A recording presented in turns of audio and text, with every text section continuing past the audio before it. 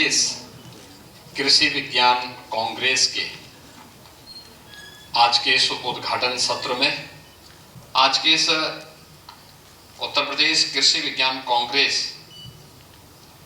के इस 3 दिवसीय कार्यक्रम में यहाँ पर उपस्थित हमारे सभी कृषि वैज्ञानिकगण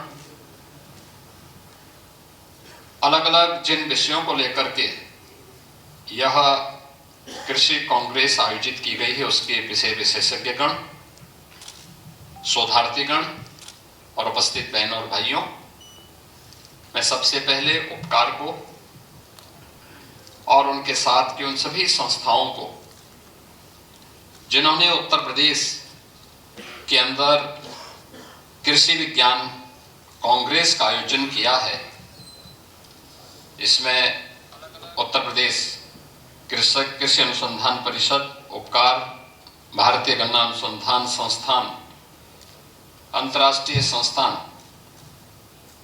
उत्तर प्रदेश कृषि विज्ञान अकादमी, गौ सेवा आयोग, इन सब के द्वारा जो त्रिदिवसीय कृषि विज्ञान कांग्रेस का आयोजन किया गया, इन सभी को मैं हृदय से धन्यवाद देते हुए आप सभी इस फील्ड के वैज्ञानिकों को, विषय विशेषज्ञों को, शोधार्थियों का मैं उत्तर प्रदेश सरकार की ओर से हृदय से स्वागत करता हूं, अभिनंदन करता हूं।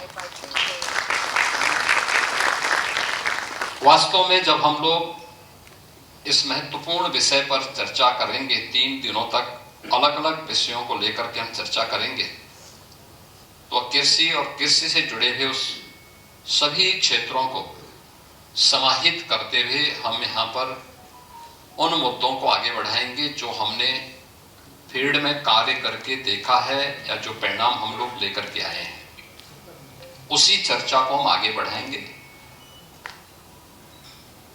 अगर आप उत्तर प्रदेश की बात करते हैं तो यह भारत की सबसे बड़ी आबादी का राज्य है। सबसे बड़ी आबादी का राज्य इस बात का प्रमाण है कि जब यहाँ खेती के अनुकूल और जीवन के अनुकूल वातावरण रहा होगा, तब सबसे अधिक आबादी यहाँ बसी होगी, और वह आज भी हम सबको देखने को मिलती है। उत्तर प्रदेश जैसे राज्य में दुनिया की सबसे उर्वरा भूमि, दुनिया की सबसे अच्छा जल संसाधन, अगर आज भी आप देखते होंगे दुनिया के अंदर अगर सिंचित भूमि का प्रतिशत सबसे अधिक कहीं पे है तो वह भारत के अंदर, और भारत में कहीं है तो वह उत्तर प्रदेश के अंदर ही आपको मिलेगी। और जो प्रारंभिक शर्तें हैं उन सब शर्तों को पूरा करते हुए थोड़ा भी हम ध्यान दे दें तो कैसे परिणाम आते हैं। परिणाम किस रूप में सामने आते हैं? भारत की कृषि योग्य, भारत की कुल आबादी का 16 से 17% उत्तर प्रदेश में निवास होती है। जनसंख्या उत्तर प्रदेश में निवास करती है, लेकिन कृषि योग्य भूमि में, भारत की कुल कृषि योग्य भूमि में कुल 11% यूपी के पास है, लेकिन खाद्यान्न उत्पादन इसी 11% भूमि में हम भारत के कुल खाद्यान्न उत्पादन का 21% उत्पादन अकेले उत्तर प्रदेश करता है।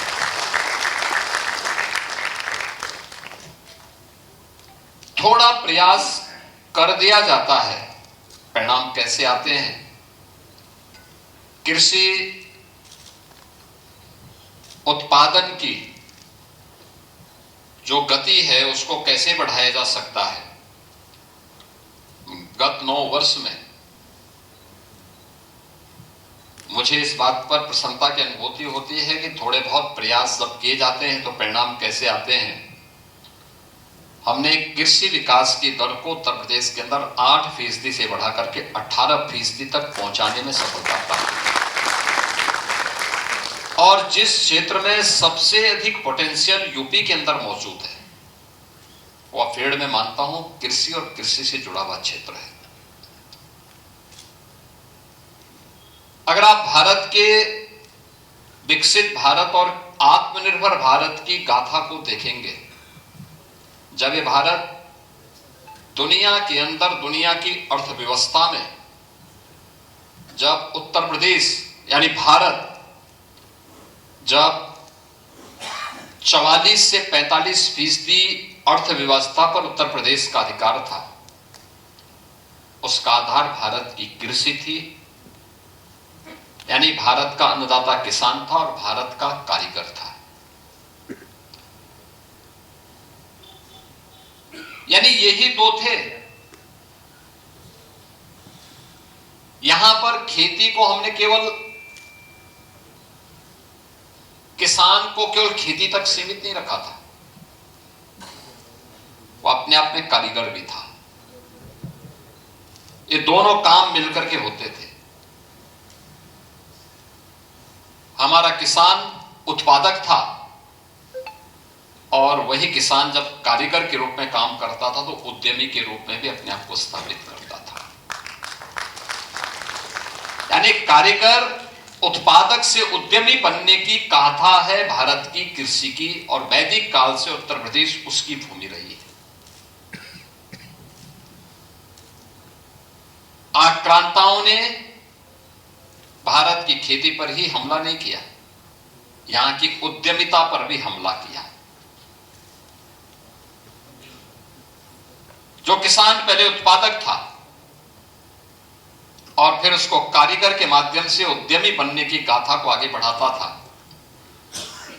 उसको केवल कच्चा माल पैदा करने का अधिकार दिया गया। यहां का कच्चा माल बाहर जाता था, वैल्यू एडिशन का लाभ उन लोगों को मिलता था। हमारा किसान जो उत्पादक था, वह उत्पादक किसान कर्जदाता हो गया। हमारा कारीगर जो उद्यमी था, वह बेरोजगार हो गया। और परिणाम हम सबके सामने किस रूप में? इस देश ने आजादी के बाद की बात छोड़ दो, उससे पहले अगर आप देखते होंगे, आपने और इसमें यहां पर उपस्थित जितने भी कृषि वैज्ञानिक हैं, जितने भी शोधार्थी हैं, उन लोगों ने भारत के राष्ट्रगीत वंदे मातरम की गाथा को सुना होगा। यह भारत के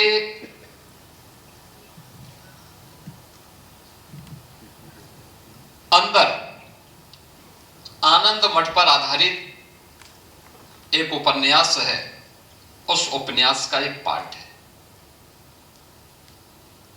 ये बंगाल के त्रासदी पर आधारित गीत है। बंगाल के अंदर जब अकाल पड़ती है, क्या स्थितियां हुई थी, लोग भूखों मर रहे थे। वहां का एक जमींदार महेंद्र नाथ के परिवार पर भी किस प्रकार की बीती थी, और फिर सन्यासी विद्रोह हुआ था। उस समय के ब्रिटिश और औपनिवेशिक काल में किस प्रकार का शोषण होता था, उसकी पूरी गाथा उस आनंद मठ के अंदर समाहित की गई है। यह भारत के उस उत्पादक किसान को जब कर्जदाता बना दिया जाता है, तो कर्जदाता बनने की गाथा अकाल के रूप में और त्रासदी के रूप में हम सबके सामने देखने को मिलती है। और यही हम सब ने देखा है, यही गाथा है हमारे सामने। और मुझे लगता है कि इन सब बिंदुओं पर चर्चा करने की आवश्यकता है, देखने की आवश्यकता है। संभावनाएं आपके सामने हैं, उन संभावनाओं को कैसे आप जमीनी धरातल पर उभार करके दुनिया को अपनी ओर आकर्षित कर सकते हैं, यह सामर्थ्य आपके सामने भी आने वाली समय की चुनौतियां भी हैं। आज यद्यपि एक खुशखबरी आप सबको और दुनिया के सामने है कि जो गल्फ में वार चल रहा था, उसमें सीज फायर कुछ समय के लिए हुआ है। क्या स्थितियां होती हैं, अभी कुछ कहा नहीं जा सकता। हॉर्मुज जलडमरू मध्य से पेट्रोलियम उत्पादों का आवागमन सुचारू रूप से हो पाता है कि नहीं हो पाता है। फर्टिलाइजर उत्पादन और उसके बाद की परिस्थितियां क्या होती हैं, वह सप्लाई चेन बनाने में कितना समय लगता है। और जब भी हमारी निर्भरता दूसरों पर रहेगी तो हमें असहाय और चौराहे पर किम कर्तव्य विमूढ़ की स्थिति में जरूर खड़ा कर देगा। और वही स्थिति आज हमारे सामने ही नहीं, दुनिया के अंदर जिन लोगों ने भी अपनी परंपरागत खेती को छोड़ा है। वैदिक कालीन भारत, हमारे गांव की इकाई आत्मनिर्भर होती थी, उत्पादक और उद्यमिता जब किसानों के पास थी। एक साजिश के तहत उस आत्मनिर्भर इकाई को ही भंग किया गया। आज गांव बदहाल है, पलायन है। हर व्यक्ति सरकार को कोसता तो है, लेकिन शासन की योजनाओं से जुड़ने में कोताही महसूस करता है। हमने कोई ऐसा इकोसिस्टम नहीं तैयार किया जो हर सम विषम परिस्थितियों में टॉप टू बॉटम प्रत्येक कड़ी को जोड़ते हुए उन चुनौती का सामना करने को अपने आप तैयार कर सके। और इसीलिए हर पक्ष अपने अपने उसको लेकर के काम करता तो है, लेकिन उसके परिणाम किस रूप में आने चाहिए, ये चुनौती होती है। उत्तर प्रदेश जैसे राज्य में, जहां मैंने आपको बताया सबसे अच्छी उर्वरा भूमि हमारे पास आज भी मौजूद है, सबसे अच्छा जल संसाधन है, 9 क्लाइमेटिक जोन आज भी उत्तर प्रदेश के अंदर मौजूद हैं। इसके अनुरूप वहां पर थोड़े से प्रयास हो, कैसे लोगों के उसको बदला जा सकता है। मैं गत वर्ष देखा कैसे जब प्रधानमंत्री जी के आह्वान पर एक कार्यक्रम प्रारंभ हुआ कि खेती के बाद खेत पर, हम लोग कुछ जगहों पर गए। ये मई जून का महीना रहा होगा और हम लोगों ने देखा कि वहां पे तीसरी फसल खड़ी थी किसान के खेत में। खेतों में उतर करके हम लोग गए, हम लोगों ने किसानों से पूछा, संवाद किया, वे क्या परिणाम है।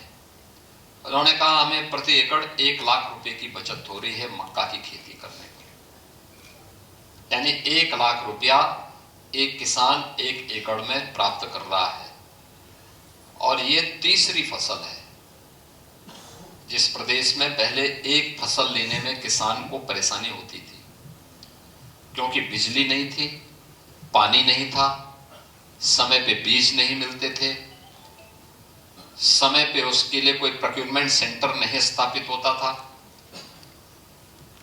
हताशा थी, निराशा थी, खेती लोगों के एजेंडे का हिस्सा नहीं थी। कृषि विज्ञान केंद्र उत्तर प्रदेश में ऐसे पड़े हुए थे जैसे बंजर हो, बड़े बड़े झाड़ उगी हुई थी। और 17 में जब हम लोग इस दिशा में कार्य प्रारंभ किए, उस समय हमारा जो झांसी में सेंट्रल एग्रीकल्चर यूनिवर्सिटी है, उसके जो इस समय के वीसी हैं, उस समय वह कृषि विज्ञान केंद्र की दिशा से उत्तर प्रदेश में आए थे और उस समय उन्होंने इस दिशा में प्रयास प्रारंभ किया। आज मुझे बताते हुए प्रसन्नता है कि कृषि विज्ञान केंद्रों के बारे में जब मैं जानकारी लेता हूं जनपदों में, तो पता लगता है वहां सप्ताह में कोई ना कोई कृषि पर आधारित गोष्ठी और किसानों का प्रशिक्षण कार्यक्रम हो रहा है। डेमोन्स्ट्रेशन के माध्यम से वो किसान को बताते हैं कि ये काम इस रूप में होना चाहिए और इस परिणाम को इस रूप में बना सकते हैं।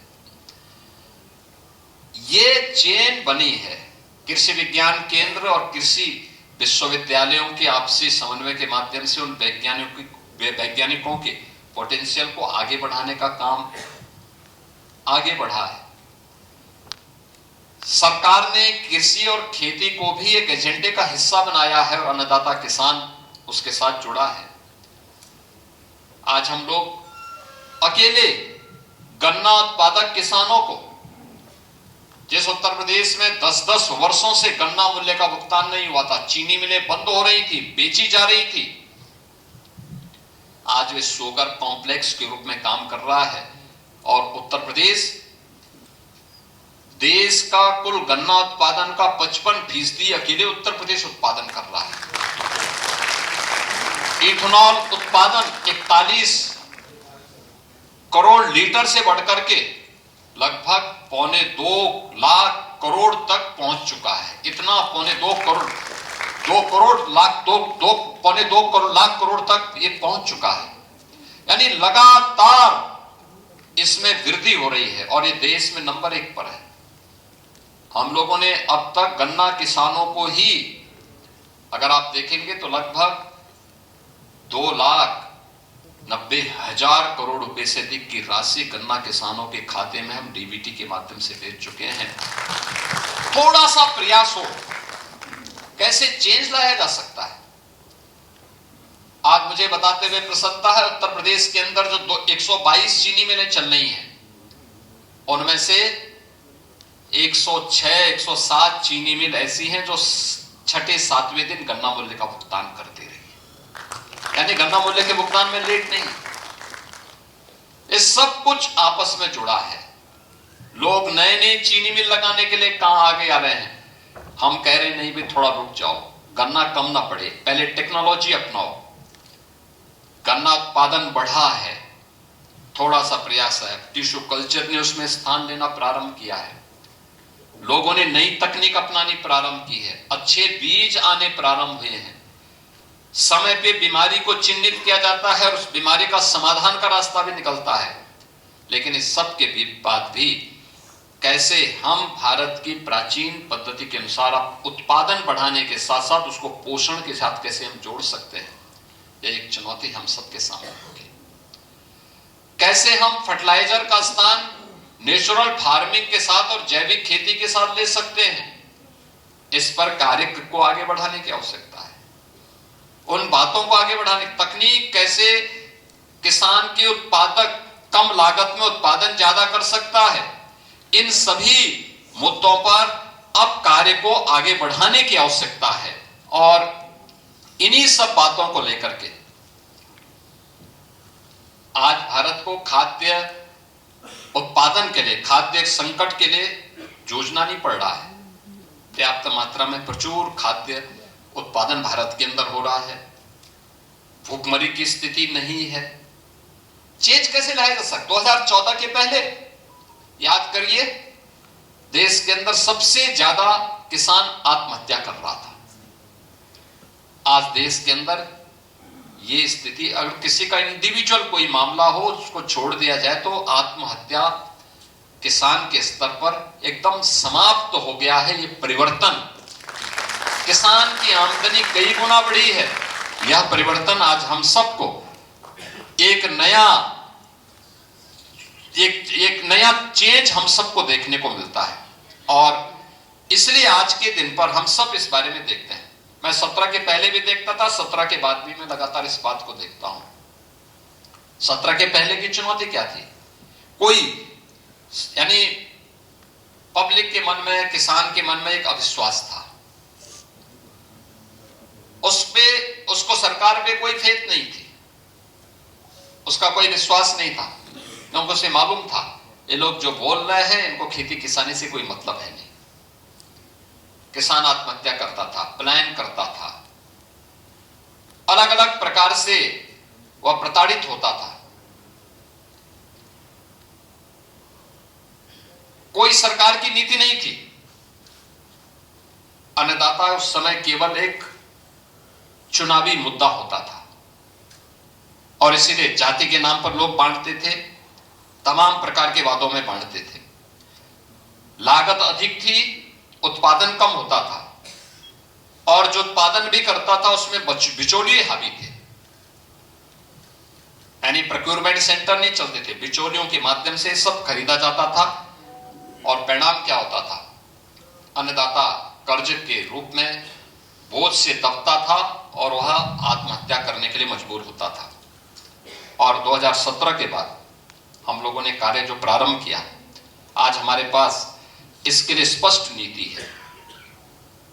हमारे पास आज अन्नदाता किसान को बीज से लेकर के उसके उत्पाद को खरीदने और उसको वैल्यू एडिशन के साथ जोड़ने के लिए भी सरकार के पास एक स्पष्ट नीति भी है, कार्यक्रम भी है, और हम उसके उत्पाद को लागत का 1.5 गुना से अधिक दाम एमएसपी के रूप में उसको उपलब्ध करवा रहे हैं, उसके क्रय केंद्र के रूप में उसे हर प्रकार का सपोर्ट दे रहे हैं। यानी उत्तर प्रदेश के अंदर 85 से 86% भूमि तो सिंचित भूमि है। सरकार के द्वारा संचालित ट्यूबवेल तो पहले से फ्री बिजली दे रहे थे, नहरों से फ्री पानी हम दे ही रहे थे, लेकिन साथ साथ उत्तर प्रदेश के अंदर 16 लाख ऐसे ट्यूबवेल थे जिनको बिजली का कनेक्शन लेकर के किसान संचालित करता था और उसको बिजली का बिल चुकाना पड़ता था। हम लोगों ने 2 वर्ष पहले उसको भी माफ करके सरकार उसका भुगतान करती, 3000 करोड़ रुपए सरकार उसका भुगतान उत्तर प्रदेश पावर कॉर्पोरेशन को करती है और किसान को फ्री में बिजली वहां भी उपलब्ध करवा रही है। जो 23 लाख ऐसे ट्यूबवेल हैं जो आज भी बिजली के कनेक्शन नहीं, उसको हम सोलर पैनल से जोड़ने की कार्रवाई को आगे बढ़ा रहे हैं, जिससे अन्नदाता किसान को वहां भी राहत मिले। नहरों का जाल बिछाया जा रहा है। आप सोचिए, वर्षों से, कई दशकों से सरयू नहर राष्ट्रीय परियोजना 1972 में योजना बनी थी, 1977 में उसका शिलान्यास हुआ था और 2021 तक पूरी नहीं हो पाई थी। 2021 में हम लोगों ने इसे पूरा किया और आज वह 14 लाख हेक्टेयर लैंड को सिंचाई की सुविधा उपलब्ध करवा रही है सरयू नहर राष्ट्रीय परियोजना। ऐसे ही अन्य तमाम परियोजनाएं थी, अधूरी पड़ी हुई थी, कहीं पैसा नहीं आता था, कहीं पे सरकार की इच्छा शक्ति का अभाव था, सरकार के एजेंडे में किसान और खेती नहीं थी, और अगर वहां किसान अपने पुरुषार्थ से कर भी लेता था तो जंगली जानवर अगर नहीं है तो निराश्रित गो वंश उन फसलों को चौपट करते थे। आज जंगली जानवरों से भी नुकसान को रोकने की तैयारी की गई है, सोलर फेंसिंग उपलब्ध करवाए जा रहे हैं। साथ साथ पहली बार हुआ है और यूपी का मॉडल देश के अंदर लागू किया जा रहा है, 16 लाख गोवंश को हम निराश्रित गो आश्रय स्थल बनाकर 7,700 गो आश्रय स्थल बना करके हर गाय को 1500 रुपये महीना उसके भरण पोषण के लिए सरकार उपलब्ध करवा रही है। मैं तो कृषि अपने गौ सेवा आयोग को बोलते बोलते थक गया, इनको हर गौशाला में जाना चाहिए, गाय को भरण पोषण पर्याप्त मिले और वहां को प्राकृतिक खेती के साथ उन गौशालाओं को आप जोड़िए। यानी इस स्तर पर जाके सरकार कार्य कर रही है। आपके बुंदेलखंड में अन्ना प्रथा समाप्त सा हो गया,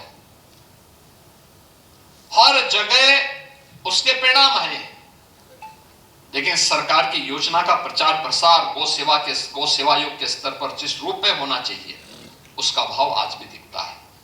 किसान को जोड़ने की आवश्यकता है इसमें। फार्मर रजिस्ट्री के माध्यम से हर किसान को उस व्यवस्था के साथ जोड़ना, अंश निर्धारण के कार्यक्रम को समय पे आगे बढ़ा देना, जिससे तकनीक पर आधारित हम किसी योजना को जोड़ते हैं तो लाभार्थी को सही ढंग से उसका लाभ प्राप्त हो जाता है। और यही कार्य आज हम सबको करना होगा और इस कार्यक्रम को हम आगे बढ़ा सकते हैं। हमें याद रखना होगा, हमें जब यहां पर हम इस त्रिदिवसीय कृषि विज्ञान से जुड़ी हुई इस कांग्रेस के समिट के आयोजन कर रहे हैं, इस कांग्रेस में उन तमाम मुद्दों पर हम चर्चा करेंगे। उन मुद्दों को जरूर प्रयास करिए कि प्रोडक्शन को प्रोडक्टिविटी में हम कैसे बदल सकते हैं, यह सबसे महत्वपूर्ण बात होगी। यानी केवल उत्पादन नहीं, अपितु कम संसाधनों पर अधिक उत्पादन, कम लागत अधिक उत्पादन। और इसमें हमें खेती और किसान की एफिशिएंसी पर ध्यान देना होगा। ये कैसे हो सकता है? तकनीक से संभव है। दूसरा, प्रोडक्टिविटी को कैसे हम प्रॉफिटेबिलिटी में बदल सकते हैं, यानी जो कम संसाधन से अधिक उत्पादन, और इसमें अन्नदाता किसान की आय को बढ़ाने के लिए क्या कार्यक्रम हम कर सकते हैं, कैसे उस कार्यक्रम को हम आगे बढ़ा सकते हैं। और फिर प्रॉफिटेबिलिटी से प्रॉस्पेरिटी, यानी अन्नदाता किसान की आय बढ़ाने के साथ ही उसको उसकी खुशहाली के साथ जोड़ना है। अन्नदाता खुशहाल होगा तो देश खुशहाल होगा, समाज खुशहाल होगा। और इसके लिए हमें कहीं एक जगह सहारा मिलती है तो वह है, सबसे पहला है टेक्नोलॉजी। टेक्नोलॉजी पर आधारित नेक्स्ट जनरेशन फार्मिंग, कैसे हम इस दिशा में कार्य कर सकते हैं। टेक्नोलॉजी और डाटा से संचालित आज के इस युग में हम अपने अन्नदाता किसान को कैसे जोड़ सकते हैं, इसके बारे में। कृषि में प्रिसीजन, यानी ड्रोन से सटीक और नियंत्रित तरीके से खाद का छिड़काव। आप देखते होंगे खेती में जहां पे तकनीक का उपयोग किया जाता है, एक जैसी खेती दिखाई देती है, लेकिन जहां पर लोग बेतरतीब तरीके से छिड़काव करते हैं तो उसमें भी, खेती में भी विषमता हमें देखने को मिलती है। सब पता लग जाता है क्या स्थिति है, हम उसका कर सकते हैं। सैटेलाइट से भूमि और मौसम की निगरानी करना। आप देख रहे होंगे इस समय असमय बरसात,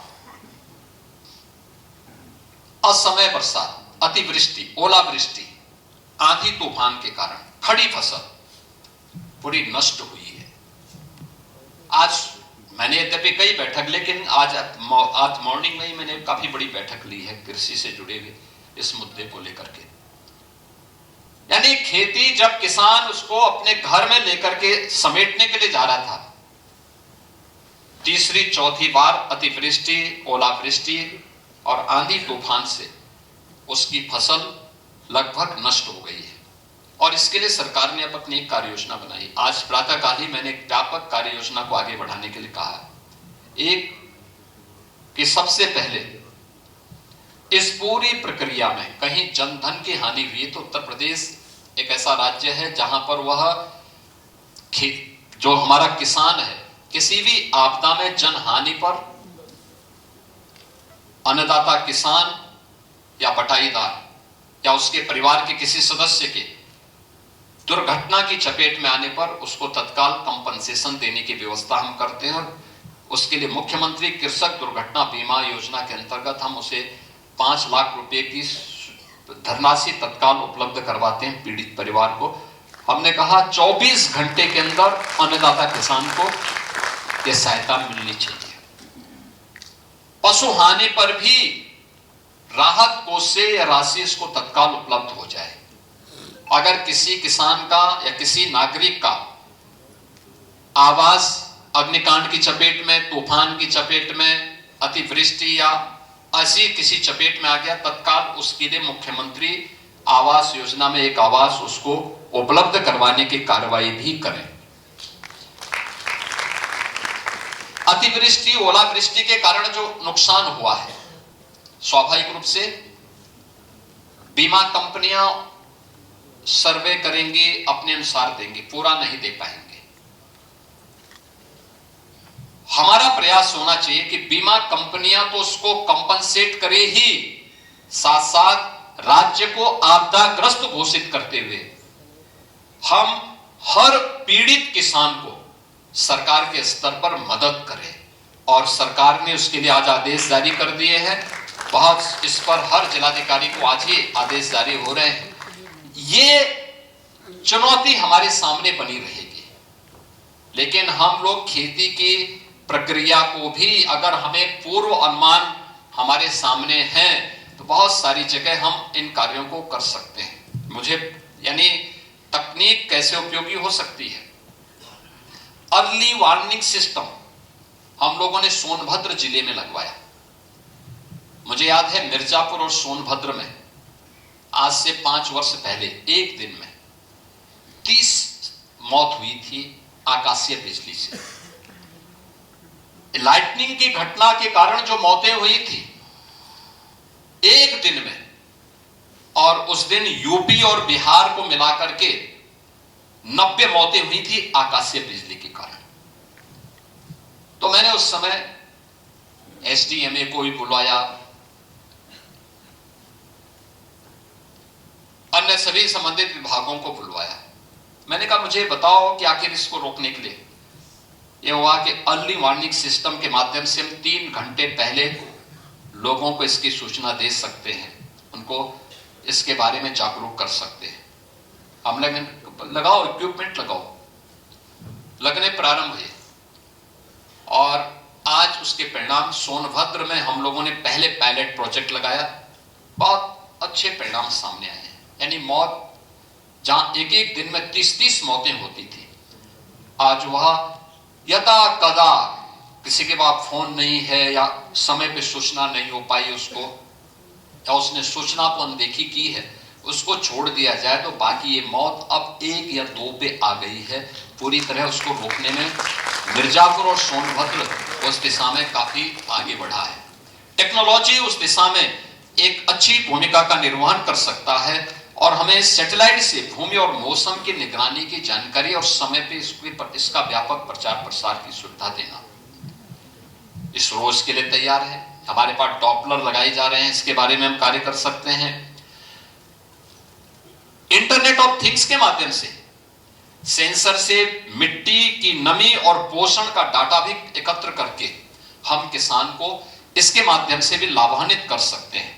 कृषि में आर्टिफिशियल इंटेलिजेंस का उपयोग किया जा सकता है, फसल का रियल टाइम विश्लेषण करना, रोगों को समय रहते पहचानना, उत्पादन का पूर्वानुमान लगाना और कृषि में बायोटेक्नोलॉजी के माध्यम से अच्छे बीज यानी अच्छी उत्पादकता वाले बीजों को भी हम सामने ला सकते हैं। ये बायोटेक्नोलॉजी उसमें एक बड़ी भूमिका का निर्वहन कर सकता है।